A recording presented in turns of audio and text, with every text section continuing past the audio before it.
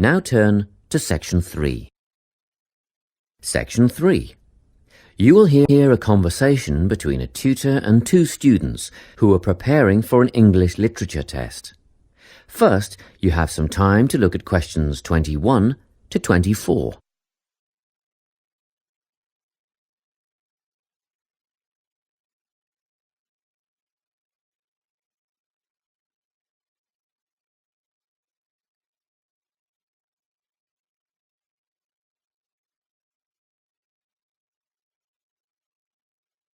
Listen carefully and answer questions 21 to 24. Hello, Lorna, Ian. Glad you could make it. You're the only two who put your names down for this literature tutorial, so let's get started, shall we?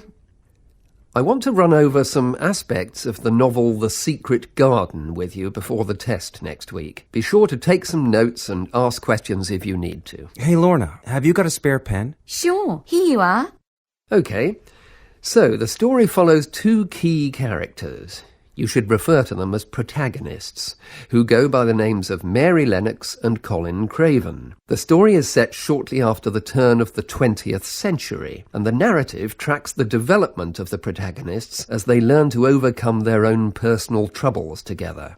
That's quite a common storyline, isn't it? Yes, you're right, Lorna. So what can you tell me about the character of Mary? Well, in the beginning, she is an angry, rude child who is orphaned after a cholera outbreak and forced to leave India and move to the United Kingdom to her uncle's house in Yorkshire. That's right.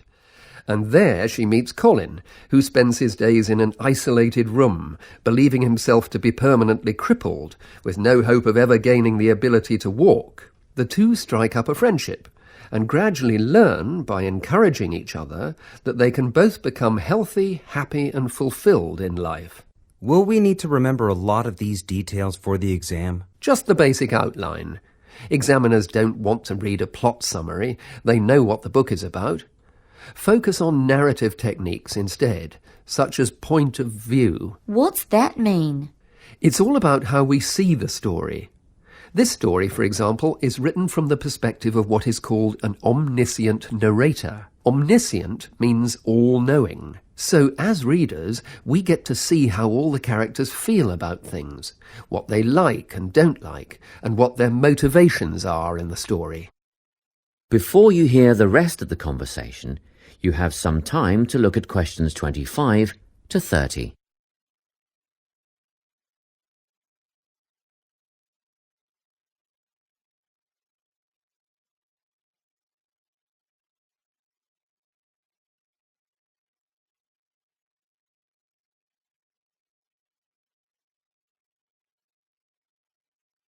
Now listen and answer questions 25 to 30.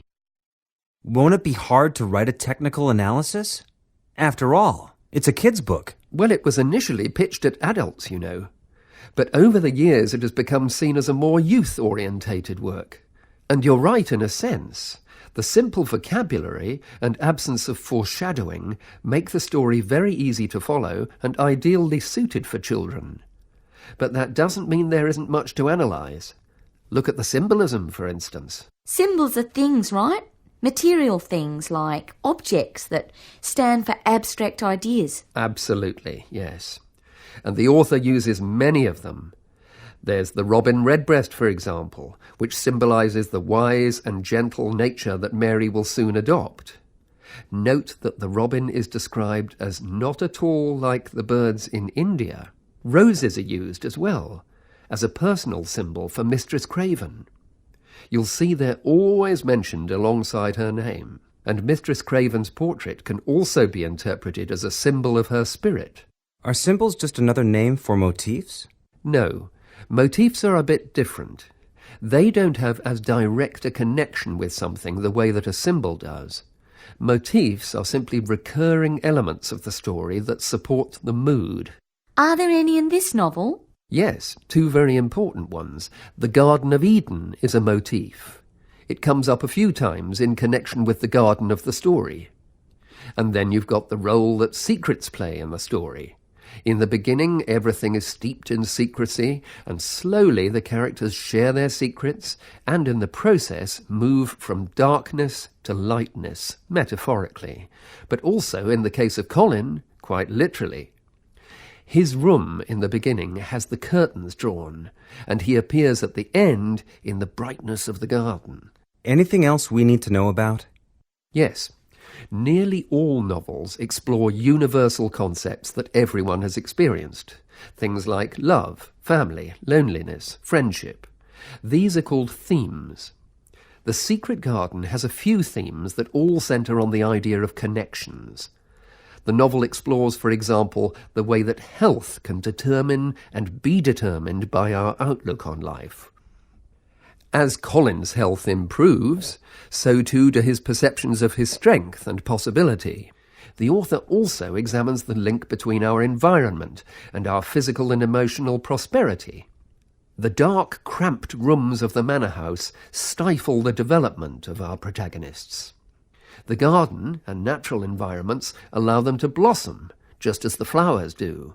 Finally, this book looks at connections between individuals, namely Mary and Colin. This necessity of human companionship is the novel's most significant theme, because none of their development as individuals would have occurred without their knowing each other. Well, that about sums it up, I think. That's a great help, thanks. Yes, thanks very much. That is the end of section 3. You now have half a minute to check your answers.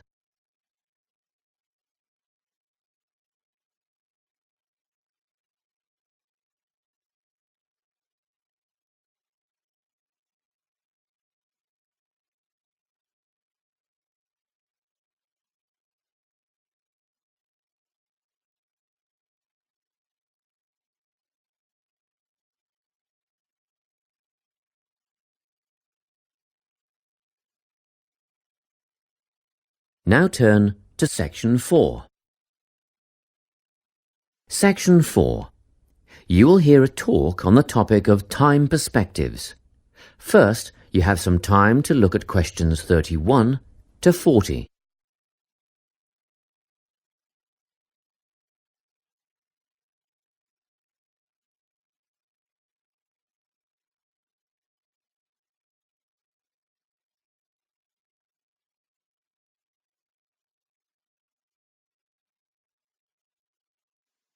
Listen carefully and answer questions 31 to 40.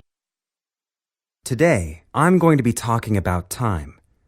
Specifically, I'll be looking at how people think about time and how these time perspectives structure our lives. According to social psychologists, there are 6 ways of thinking about time, which are called personal time zones. The first 2 are based in the past. Past positive thinkers spend most of their time in a state of nostalgia, fondly remembering moments such as birthdays, marriages, and important achievements in their life. These are the kinds of people who keep family records, books, and photo albums. People living in the past negative time zone are also absorbed by earlier times, but they focus on all the bad things, regrets, failures, poor decisions. They spend a lot of time thinking about how life could have been. Then, we have people who live in the present. Present hedonists are driven by pleasure and immediate sensation. Their life motto is to have a good time and avoid pain.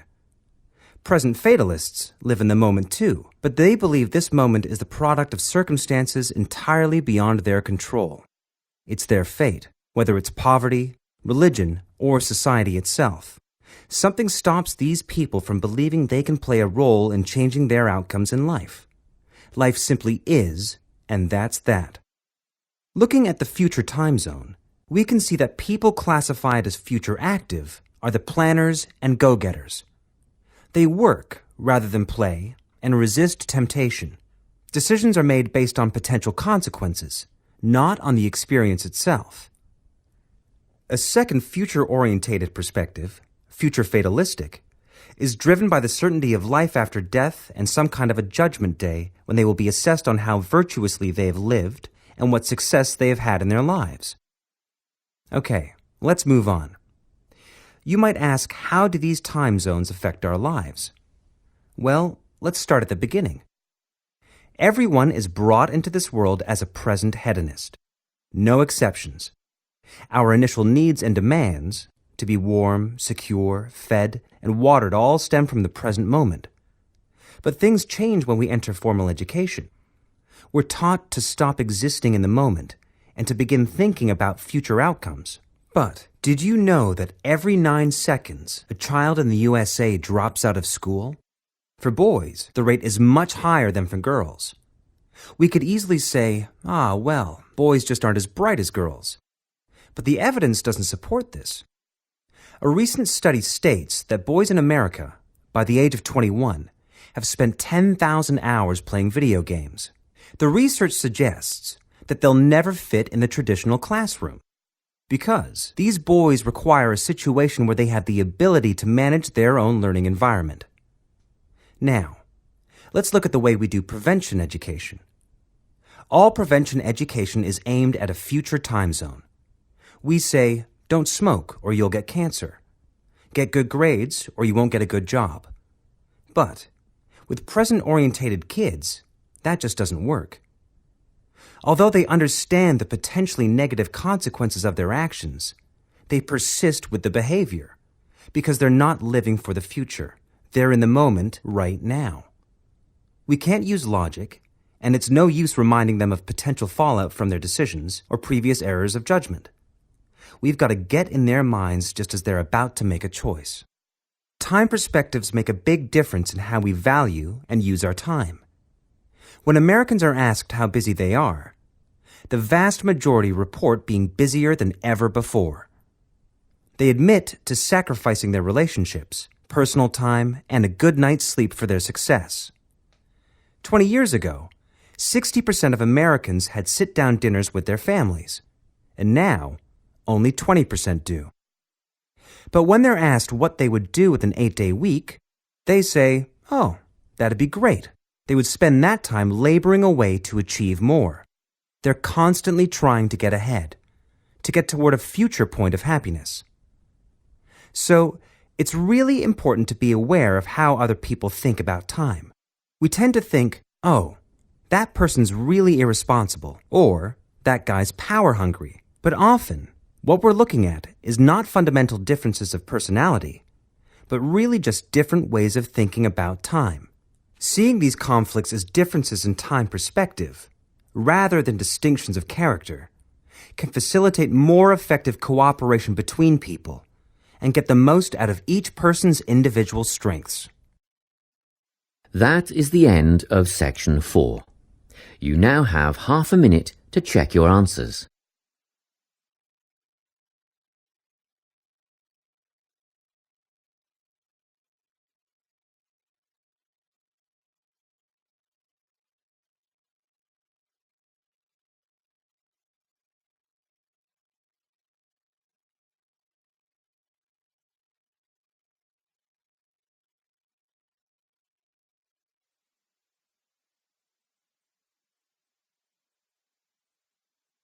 That is the end of the listening test. You now have 10 minutes to transfer your answers to the listening answer sheet. Now that you've completed the practice test, download the answers attached to see how well you have done. To calculate your band score for the listening test, please look at the table below. If you answer correctly 30 out of 40 of the questions, you will have a band score of 7. Remember, the key to getting a high mark in the listening test is understanding the layout of the exam and practice. It is about knowing that there are 4 sections in the test, that the test lasts 30 minutes, and that you will only hear the tape played once, which is extremely important to remember. The second key to getting a high mark in the listening test is practice. Practice as many listening Ielts exams as you can. Practice each test over and over. The more you practice, the better you will become. This is how you will increase your band score in your listening test.